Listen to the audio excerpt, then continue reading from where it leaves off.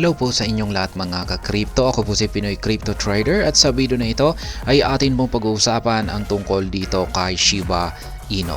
Kung saan ang sabi po rito ay Top American Exchange post about Shiba Inu bone listing confirmed. Yan.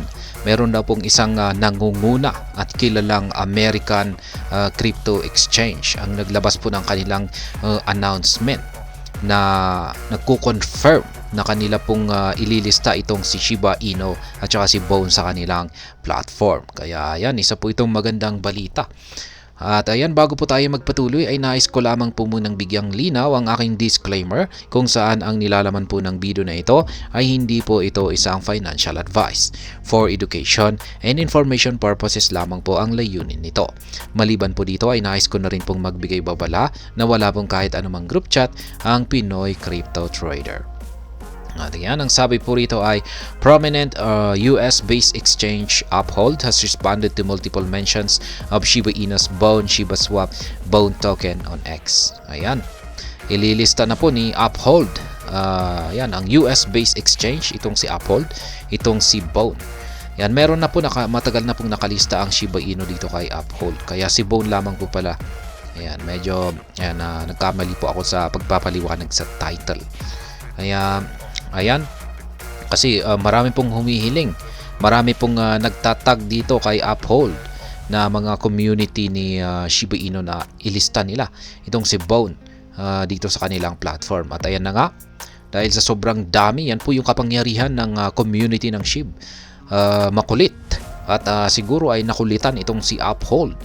Yan, dahil sa sobrang matinding pangungulit ng community ng SHIB ay ayan, pumayag na po sila at kanila na pong ililista itong si Bone. Ayan, Bone, Shiba Inu's Bone Shiba Swap. Ayan, sa kanilang US-based exchange na platform na si Uphold. This comes amid Uphold's most move to release several alternative cryptocurrencies to its Canadian customer base. As the Crypto Basic reported, the American trading platform has reinstated 9 tokens to its platform Topper. The reinstated asset includes Shiba Inu, Dogecoin, and Cardano. Yan, na-content po natin ito. Ito po yung tungkol naman sa Uphold Canada, kung saan ay nag-delist po sila ng ilang mga cryptocurrencies para po sila ay makapag-comply sa kanilang financial regulations. Ayan, sa bansang Canada. At nung natapos na ito ay mukhang wala palang problema pagdating sa mga assets na kanilang dinilist. Ay ayan, nagdesisyon po silang muling i-reinstate or muling ilista ang mga ito sa kanilang platform. Ayan, platform na Topper, tinatawag po nilang Topper. Significantly, this move comes just after a month after Uphold delisted the 10 digital assets, citing regulatory constraints from a Canadian government agency. However, Uphold appears to have overcome the regulatory obstacles as it relaunched 9 removed assets to its Topper platform. Kaya yan, nasa shampoo yung kanilang muling inilista sa kanilang Topper platform. Mentions of Shiba Inu's Bone surface. Meanwhile, the notification about the reintroduction has sparked reactions from the SHIB army, particularly Bone enthusiasts. An Arabic-speaking ex-user commented Bone to the post from Uphold. The exchange reacted with a GIF exclaiming Bone. Ayan, Bone na may question mark at saka exclamation mark. Kaya yan, meron daw pong isang Arabic na ex-user ang siyang nag-comment dito sa post ng Uphold.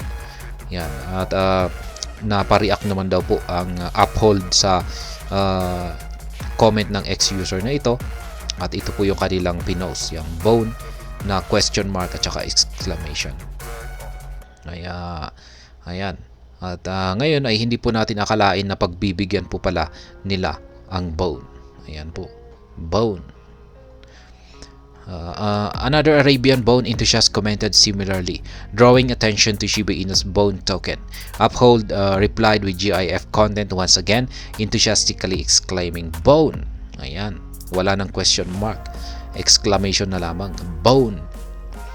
Moreover, the comment section overflowed with crypto community members urging for the listing of the Bone token on Uphold.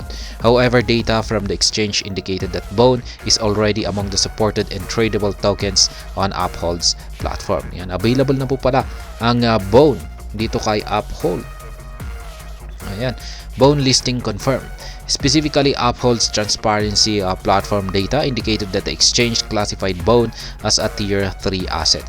Uphold explained that when an asset is upgraded to a Tier 3, users can hold, buy, sell, or send it to Tier 4. Kaya yan po pala. Listed po siya pero yan nga, wala pa siya sa parang tier. Meron po pala kasi silang mga categories na tinatawag nilang tier. At siya po ay nasa Tier 3. Classified siya bilang Tier 3 asset. Kaya yan, na-upgrade po siya. Kaya kung pag na-upgrade po siya sa papunta sa Tier 3 ay yung mga users ay pwede po silang mag-hold, mag-buy at saka sell at saka mag-send sa ibang mga users. Maging papunta ito sa Tier 4. Kaya yan, in addition to that functionality, they can deposit and withdraw Tier 3 assets to and from external crypto wallets. Beside, the exchange called attention to its support Bone in a post years ago. Kaya ayan, meron pong tweet dito si Abstract, sabi niya, Uphold Incorporated, can you withdraw Bone to an external wallet after purchase using your platform? Ayan, yes, Bone is listed as Tier 3, check it out. Ayan, pwede pong ma-withdraw. Pwede po tayong bumili dito kay Uphold ng Bone, tapos pwede po natin itong i-withdraw papunta sa ating external wallet. Yan, confirm po yan ng Uphold mismo. Moreover, Uphold's transparency data suggests it holds $791,898 worth of Bone tokens from Bone investors. Bone holders on Uphold have conducted a total of 40,900 transactions on the platform. Kaya yan na po yung naganap na transactions dito kay Bone. Yan, meron na po siyang 40.9k na number of transactions. Ito na po yung assets niya. Kaya ayan, available na po ang Bone Shiba Swap dito kay Uphold. Yan, isang kilalang or nangungunang crypto exchange sa bansang Amerika. At ayun, hanggang dito na lamang po tayo sa video na ito. Sana po ay inyong nagustuhan ang aking paliwanag dito. Kung inyo po itong nagustuhan ay pakiclick lamang po ang like button nito. Para naman po sa mga bago lamang dito, kayo po ay aking inaanyayahan para mag-subscribe. Pakiclick na rin po ang bell icon nito dahil ito po ang siya magsisilbing notification nito sa mga bago kong videos na akin pong ina-upload sa aking YouTube channel na ito. Marami pong salamat sa panunood. Ingat po tayo lagi at God bless po sa ating lahat.